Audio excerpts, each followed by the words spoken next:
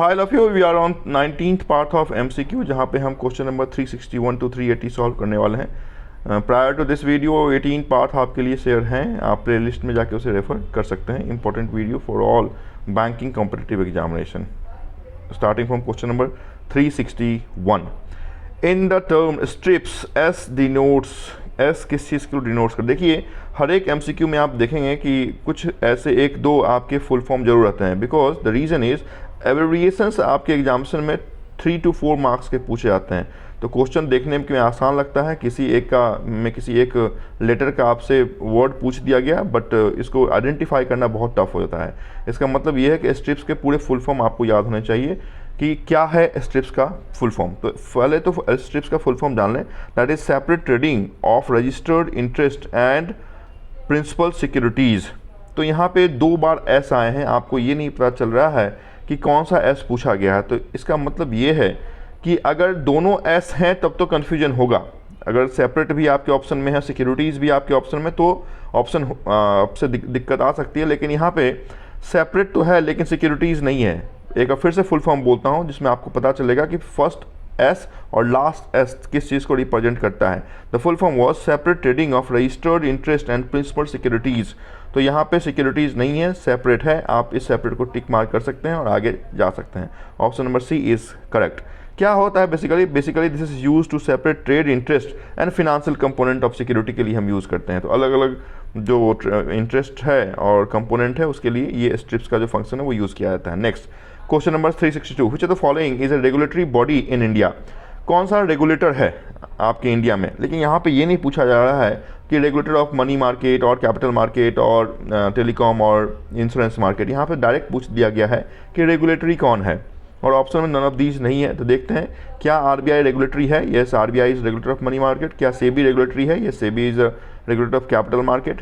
BMB भारतीय महिला bank तो मर्ज हो चुकी है SBI में। IDBI प्राइवेट हो चुकी है। SBI तो लार्जेस्ट पब्लिक सेक्टर बैंक है। तो यहाँ पे इस ऑप्शन में ये जो RBI है और सेबी है, ये दोनों रेगुलेटर हैं। तो ऑप्शन आप यहाँ पे A लिखा हुआ है। अगर आपके पास कोई ऑप्शन नहीं है, अगर A + B का ऑप्शन नहीं है तो फिर कोई ऑप्शन नहीं है, otherwise A and B both are correct. तो यहाँ पे चूँकि बैंकिंग की बात है तो इसके परिप्रेक्ष्य में हो सकता है कि यहाँ से आप RBI को टिक मार्क करके आप निकल सकते हैं। However RBI and SEBI both are regulated. Since there is no A and B both options, so you can go with RBI. So option number A is correct. Otherwise, both is correct, A and B. Question number 363. Where is the headquarter of Insurance Regulatory and Development Authority of India? देखिए IRDA ये भी क्या है, तो एक regulator है। किस चीज़ को रेगुलेट करता है, तो इंश्योरेंस मार्केट को रेगुलेट करता है। जिसका एस्टैब्लिशमेंट बेसिकली हमने 19th मार्च 1999 में हैदराबाद में किए हैं। तो Hyderabad is the headquarter of IRDA, establish in the year 1999। Question number 364, देखिए ये भी एक रेगुलेटर है। आज तो कमाल हो गया, आज तो सारे रेगुलेटर से ही क्वेश्चन पूछ लिया गया है। तो ट्राई इज ऑल्सो रेगुलेटेड, है ना। किसको रेगुलेट करता है, तो टेलीकॉम मार्केट को रेगुलेट करता है। क्या पूछा गया है, where is the headquarter of TRAI. TRAI का हेडक्वार्टर कहाँ है, तो ये भी इंपॉर्टेंट है। जैसे हैदराबाद आपने IRDA का हेडक्वार्टर देखा, वैसे ही आप जाने कि 20th फरवरी 1997 आपके IRDA से 2 साल पहले 1997 में इसका एस्टैब्लिशमेंट हमने कैपिटल न्यू दिल्ली में किया है।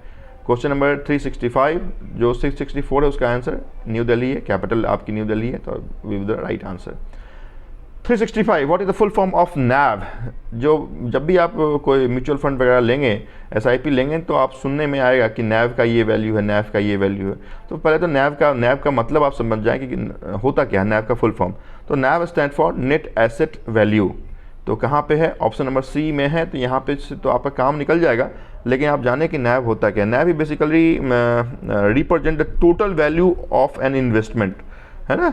और उसके बाद आप अगर देखेंगे तो आप ये कह सकते हैं जो भी फंड का एसेट है, total fund asset minus liability upon जो आपकी नंबर ऑफ शेयर्स है, वो आप अगर डिवाइड कर दें तो आपका NAV का वैल्यू निकल जाता है। मतलब asset minus liability upon number of share, ये NAV होता है, नेट एसेट वैल्यू होता है।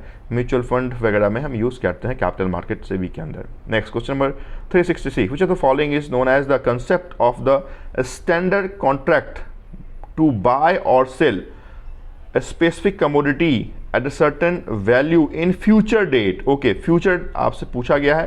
तो फ्यूचर में जब भी ये कमोडिटी, जो भी आपकी कमोडिटी है, जो डेरिवेटिव्स है, चाहे वो डेरिवेटिव्स आपकी फॉरवर्ड हो, फ्यूचर हो, स्वैप हो, लेकिन यहाँ पे फ्यूचर आपको दे दिया गया है, इसका मतलब फ्यूचर के साथ ही आपको general that is called future contract. तो डेरिवेटिव मार्केट का ये पार्ट है, कमोडिटी मार्केट का ये पार्ट है। फ्यूचर में आप सेल और परचेज कर सकते हैं फ्यूचर कॉन्ट्रैक्ट के आधार पे। Option number B is correct. Question number 367, which are the following depicts the financial position of a bank, business, enterprise at a given point of time. देखिए बैंक के कौन से बुक के आधार पे हम उसके एसेट लाइबिलिटी को जान सकते हैं, तो ये तो बहुत आसान सा क्वेश्चन है। आई होप सभी लोगों को मालूम होगा कि balance sheet is the mirror of companies, income, asset, liability, all. तो balance sheet is the right answer. Option number A is correct. Question number 368, one financial institution and bank undertake activities related to banking like investment, issue credit card, है ना। तो यहाँ पे investment भी है, credit card, debit card भी है, तो क्या कहते हैं, कौन सी बैंकिंग कहते हैं। देखिए जैसे ही इन्वेस्टमेंट आ गया, इट मीन्स वो जो कंसेप्ट है वो यूनिवर्सल बैंकिंग का है। जब तक इन्वेस्टमेंट नहीं है, डेबिट कार्ड, क्रेडिट कार्ड का साथ जुड़ा हुआ है, तो रिटेल बैंकिंग का कंसेप्ट है। लेकिन इन्वेस्टमेंट आ गया, this is the concept of universal banking. तो option number B is correct if investment is included in your option question. Next question number 369, what is the full form of NIM, that is NIM. NIM जो है उसका full form होता है, वो पहले आप जान लें, that is net interest margin, है ना। क्या है ये, तो बेसिकली ये फिनेंशियल मैट्रिक्स है which represents the difference between interest income and interest expense, है ना। तो ये आपकी NIM है, नेट इंटरेस्ट मार्जिन है। Option number A is correct for question number 369। Question number 370, which of the following is a financial ratio that gives a measure of a company ability to meet financial losses. कौन सा वो indicator है जो financial loss को आपके meet करने में indicate करता है, that is called leverage ratio. This is very very important question. Leverage ratio, हमेशा जब भी ये रेशियो आप देखें तो आप फिनेंशियल लॉस को आप आइडेंटिफाई जरूर करें कि किस ऑप्शन में फिनेंशियल लॉस लिखा हुआ है। Question number 371, which of the following is correct identification of hot money. देखिए हॉट मनी क्या है, अच्छा क्वेश्चन है। जैसे फिएट मनी आप जानते हैं, लास्ट वीडियो में मैंने बताया था, वैसे ही हॉट मनी है। हॉट मनी बेसिकली क्या होता है, तो hot money basically refer to the short term investment होता है ना। Short term investment to acquire some quick profit, है ना। बेसिकली हाई रिस्क ट्रांजैक्शन होते हैं, क्विक प्रॉफिट के लिए होते हैं, इलीगल मेथड से ये इन्वेस्टमेंट किए जाते हैं। तो यहाँ पे ये आप जानें कि अगर क्विक प्रॉफिट नहीं लिखा हुआ है, शॉर्ट टर्म इन्वेस्टमेंट नहीं लिखा हुआ है ना, हाई रिस्क ट्रांजैक्शन नहीं लिखा हुआ है, कहीं इलीगल मेथड लिखा हुआ, तो you can go with illegal method. Option a को देख लेते हैं। This is a fund which is dumped into country to get advantage of favourable interest. तो ऐसा इंटरेस्ट रेट की कोई बात नहीं है, वो इमीडिएट उनको पैसा चाहिए होता है। This is the fund which is provided by bank in US, ये भी नहीं है ना। तो इलीगल मेथड शॉर्ट टर्म के लिए, क्विक प्रॉफिटेबल के लिए ये हॉट मनी का यूज़ करते हैं। Option number c is correct. Question number 372, which when it comes to organize sector, what among the following is not true. देखिए ऑर्गेनाइज सेक्टर क्या है, जिसमें हर एक चीज़ें गवर्नमेंट ऑफ इंडिया के दायरे में हो, that is reserve bank of India. उनके अधीन जो भी बैंक होंगे, जो RBI लाइसेंस देती है, वो सब ऑर्गेनाइज सेक्टर का पार्ट है। Next public sector, commercial bank, ये भी RBI का अधीन है। प्राइवेट सेक्टर, ये भी RBI का अधीन है। कोऑपरेटिव बैंक, ये भी RBI का अधीन है। लेकिन ये जो मनी लेंडर, जो सूदखोर हैं, जो गांव में basically high rate of interest पे मनी लेंड करते हैं, वो आपके ऑर्गेनाइज सेक्टर का पार्ट नहीं है, they are the part of unorganise money market. तो money lender is not true. This is the D will be the right answer as per question number 372। Question number 373, name of the country first small finance bank which started its company which is operation.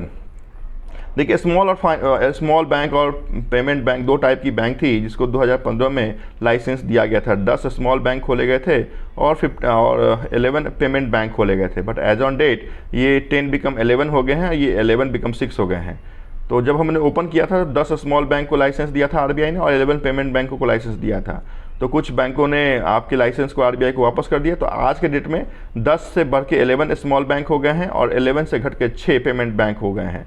तो कौन C small bank, जो small bank क्या थी, तो small bank में तमाम retail banking activity है जो आप private bank, public sector bank में देखते हैं। पेमेंट बैंक में सिर्फ कासा, डिपॉजिट और डिपॉजिट लेने और देने का रेशियो है, no loan, no credit card का बातें कही गई है ना। तो ये इंपॉर्टेंट है। आपसे पूछा गया पहला स्मॉल बैंक कौन सा था, तो आप जाने the first small bank was capital local area bank. Question number 373 का option a is correct.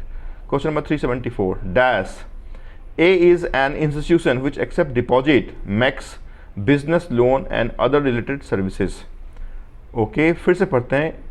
A dash is an institution, कौन सा वो इंस्टीट्यूशन है विच एक्सेप्ट डिपॉजिट, जो एक्सेप्ट डिपॉजिट करता है, मेक्स बिजनेस, बिजनेस करता है, loan and other related service, और अदर रिलेटेड सर्विस वो देता है। तो सीधी सी बात है वो कौन सा है, तो कमर्शियल बैंक है। Commercial bank is a institution जो एक्सेप्ट करेगा, लोन देगा, अदर फिनेंशियल सर्विसेज देगा, तो दैट इज कमर्शियल बैंक। जो पब्लिक सेक्टर बैंक भी होगा, प्राइवेट बैंक भी होगा, आरआरबी भी होगा, जो कमर्शियल डीलिंग करता है वो पब्लिक सेक्टर, वो कमर्शियल बैंक है। Question number 375 in which of the following sector bank government decided to take move to lower its stake below 51%। पहले 51% से ज़्यादा था, बाद में 51% से रिड्यूस कर दिया गया, मतलब पब्लिक से उसको प्राइवेट बना दिया गया। The bank was IDBI। भारतीय महिला बैंक तो SBI में मर्ज हो चुकी है। विजया बैंक तो बैंक ऑफ बड़ौदा का पार्ट हो गया। EXIM bank is development bank, that is export import bank of India. OBC bank भी मर्ज हो चुके हैं। तो यहाँ पे बेसिकली क्वेश्चन पूछने का नज़रिया ये था कि पब्लिक से प्राइवेट किसे बनाया गया है, दैट इज IDBI बैंक। तो this is option number A is correct. Question number 376 the initial public offer is connected to which of the following market। तो जाने कैपिटल मार्केट के दो पार्ट हैं, एक को हम बोलते हैं प्राइमरी मार्केट, दूसरे को हम बोलते हैं सेकेंडरी मार्केट। प्राइमरी मार्केट में IPO इशू किया जाता है, इनिशियल पब्लिक ऑफर लाया जाता है। सेकेंडरी में FPO follow on public offer issue किया जाता है। मतलब IPO is basically for newly registered company, FPO is for old registered company. तो इनिशियल पब्लिक ऑफर कहाँ पे लाया जाएगा, तो प्राइमरी मार्केट में लाया जाएगा, और FPO कहाँ लाया जाएगा, फॉलो ऑन, तो सेकेंडरी मार्केट में लाया जाएगा। तो यहाँ पे IPO की बात पूछी गई है, go with primary market. Option number A is correct for question number 376। Question number 377 the industries securities market refers to the market which deals in, industries security market किस चीज़ में डील करता है, that deals in equity also, that deals in debentures also. लेकिन जो safe side है, जैसे treasury bill safe है ना। इक्विटी और डिवेंचर क्या है, थोड़े से रिस्क इसमें इन्वॉल्व होते हैं। इक्विटी तो हाई रिस्क है, डिवेंचर रिस्क है लेकिन हाई नहीं है। तो इक्विटी एंड डिवेंचर्स क्या है, तो इंडस्ट्रियल सिक्योरिटीज़ का पार्ट है। हाउएवर ट्रेजरी बिल जो है वो गवर्नमेंट इशू करती है, कमर्शियल पेपर आपके बड़े कॉर्पोरेट इशू करते हैं। क्लियर, तो A and B with right option, option number E के साथ आप जा सकते हैं। Question number 378 dash refers to the market of government and semi government securities backed by RBI। कौन सा वो मार्केट है जो आपके गवर्नमेंट और सेमी गवर्नमेंट के सिक्योरिटी के आधार पे जिसे RBI सपोर्ट करती है, वो है, जाने आप, the market is gilt edge market. Gilt edge market क्या होता है, तो गिल्ट एज मार्केट एक ऐसी मार्केट है जिसमें आपके आप ये कह सकते हैं कि हाई क्वालिटी मार्केट है, लोअर रिस्क है, गवर्नमेंट सिक्योरिटीज़ मार्केट है, that is called gilt edge market. Open market operation का ये पार्ट है gilt edge market. Buying and selling of government securities in this market this called gilt edge also. तो option number A will be the correct answer for question number 378। Question number second last of today's important 20 MCQ question, that is which of the following are short term borrowing for any form. Short term borrowing from any form क्या, debenture long term है, share तो और भी long term है ना, loans term availed for bank ये भी long term है। सब ऑर्डिनेट बोरोइंग ये तो बोरोइंग है बट स्पेशलाइज्ड है।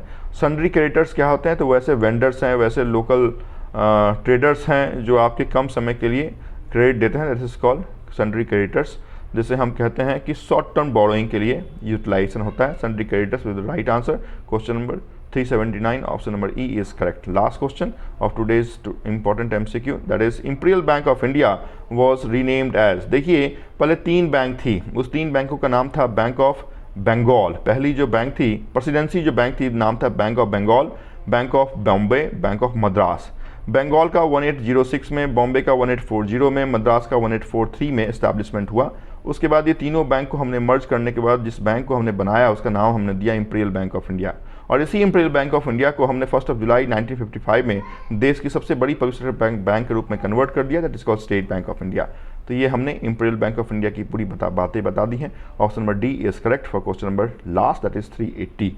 तो आई होप कि आपको ये बातें समझ में आ रही होगी। इस पार्ट में इतनी बात मैं आपके साथ करूँगा। Thank you so much for watching this video.